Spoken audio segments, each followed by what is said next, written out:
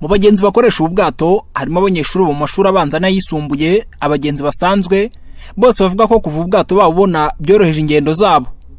Inzira ubwato bucamo ni mu gace ka Nyabugogo bugufi yahazwi nko ku Kinamba, agace kabonekamo amazi ahuza imirenge ya Gisozi na Muhima. N'ubwato bwahashyizwe na Mbarushimana Ibrahim Bahimba Brother. Mu bwato bwerekeza hakurya ku mwaro uherereye mu murenge wa Gisozi, turimo kugenda tuganira n'abagenzi bakoresha ubu bwato ngo turebe icyo byaba bibamariye, banagenda batubwira kandi na mbere yuko batangira gukoresha ubu bwato uko byari byifashe. N'urugendo nk'urw'iminota hagati y'ine n'irindwi. Reka duhere kuri uyu nguyu atubwire icyo ubu bwato bumumariye. Ikiza ubu bwato butumariye no kuvuga ngo mbere butarajyamo umuntu azengurukaga uruhare hari urwibutso kugira ngo uve Nyabugogo ugere ku Gisozi byadutwaraga igihe gikomeye cyane. Ariko kuva ubwato bwajyamo hano tubasha kwambukirana, no kuvuga ngo iyo ukorera hano mu mujyi cyangwa Nyabugogo ukamanuka ukagera hano ku bwato, kuvuga ngo ni minota 5 cyangwa 6 ukabugeze ku Gisozi, mu gihe byagusabaga bizibura kuba wategesha amafaranga kuri moto agera nko muri 700. Ikindi ubwato butumariye nuko abanyeshuri biga hano ku Muhima bavuye ku Gisozi, urumva icyo gihe barazengurukaga uburyo umwana yakererwaga.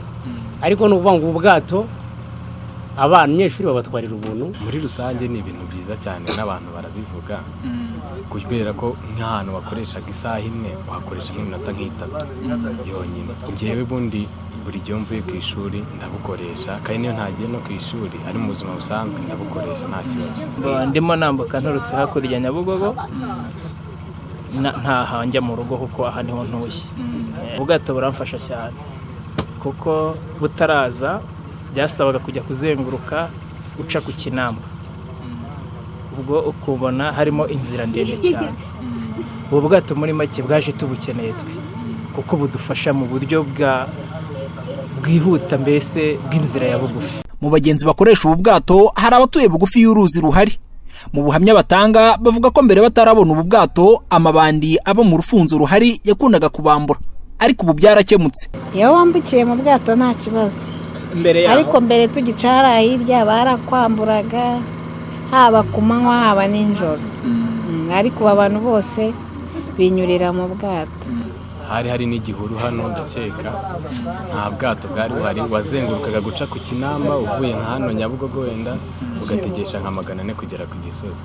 Ariko iyo hano uri n'umuntu usanzwe utegesha 5 ugahita ugera nta kibazo. Uko twanyuraga inzira hano hirya mu gishanga, iyo nzira yabaga ari inzira mbi, habagamo ibisambo bifata abantu bikabamburira nko ku kiraro kiba hirya hariya.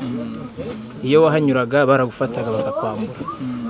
Ubwo ariko aho ubwato buziye twabonye amahirwe yo kuba tutagica hirya mu gishanga, twinyurira iyi nzira yo mu mazi. Ariko hari bamwe na bamwe bakihanyura, ariko abenshi biyobokereye inzira. Nko mu gihe cy'amazi usanga hirya mu gishanga huzuye, ugasanga bisaba umuntu gukuramo inkweto akagenda avagagira amazi. Ariko tuboneye ubwato duhita twambuka diregite twihingukira hakurya. Ku cyifuzo cy'abaturiye uru ruzi byumvikana nk'aho ubu bwato bwakemuye byinshi mu bibazo bahuraga nabyo, ariko hari n'abavuga ko byaba byiza babonye ubwato bwa kabiri. Mu kubaza iki kibazo Mbarushimana Ibrahim wazanye ubu bwato nabanje kumubaza ubundi uko iki gitekerezo cyo guha abaturage ubwato cyaje n'icyo yabateganya gukora mu gihe abagenerwabikorwa bifuza ubwato bwa kabiri. Igitekerezo cyaje mu rwego rw'isuku, mbanza nkera bya pasiparume cyangwa ibiti nk'uko ubuyobozi bwabyifuzaga. Ndangije isuku kubera ko mpirirwa ari ahantu nanavutse, nkareba abantu hakurya ku Gisozi no mu Gasata, nkabona n'inzira bacamo bamanura, nkabona turaturanye Muhima na Gisozi. Ngeze aho ndavuga reka mpimbe uburyo nazajya mbacisha muri hano mu mazi. Mbarushimana uvuga ko ukurikije uko yari yatangije igitekerezo cyo guha abagenzi ubwato bwabafasha mu buzima bwabo bwa buri munsi, Mbarushimana avuga ko ubu yanamaze kubona ubwishingizi bw'ubwato ku buryo abagenzi bagendamo nta kibazo bashobora guhura nacyo, ndetse ngo aranateganya no kuzana ubundi bwato bwa kabiri buzaba bukoresha moteri.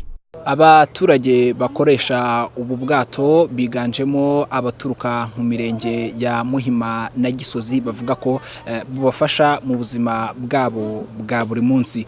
Nk'abaturuka mu murenge wa Gisozi bavuga ko mbere yuko ubu bwato butangira kuza no kuvuga mu myaka 2 ishize, mbere yaho ngo kwambuka byari bigoye kuko byabasabaga kujya guca inzira ndende kandi bikanabafata igihe kinini. Abahaturiye banatubwiye ko kandi hari n'igihe bategwaga n'abantu bakabambura, ariko kuri ubu ngubu ubu bwato nyuma yaho buje busigaye buborohereza akazi kabo. Abanyeshuri bambuka ku buryo bworoshye cyane kandi banavuga ko baba bafite umutekano, nta kintu bikanga, badashidikanya ko hari umuntu ushobora kubambura.